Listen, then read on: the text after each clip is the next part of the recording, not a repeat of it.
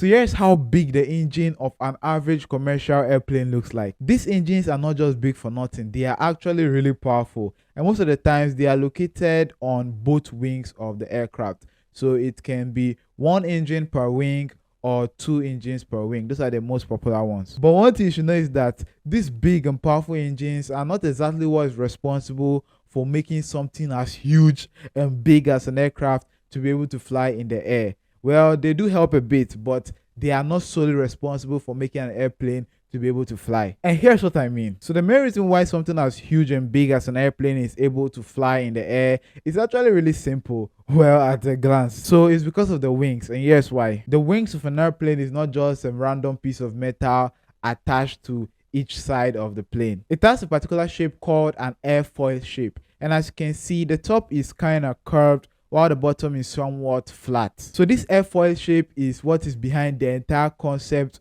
of a big piece of metal like an airplane being able to fly in the sky. So when the wings of a plane which has an airfoil shape moves against the air, something very interesting happens. The air moving above the wing will have a faster speed than the air moving below the wing. This is because air moves faster over a curved surface than a flat surface. And the speed of the air will not be the only thing that will be different. The pressure of the air too will be different. The faster air moving above the wing will have a lower pressure, and the slower one moving below the wing will have a higher pressure. And you see, at this point, the wings of the airplane are doing something quite abnormal. They are creating two different air pressures at the same time, one at the top and one at the bottom. But one thing nature will never allow is for something as abnormal as that to go free. That's just how God made it. And because of that, the two pressures will try to balance themselves to become one, meaning that the one at the bottom, which is the higher pressure, will try to move up to the one at the top, which is the lower pressure. And in that process of the higher pressure trying to go up to meet the lower pressure,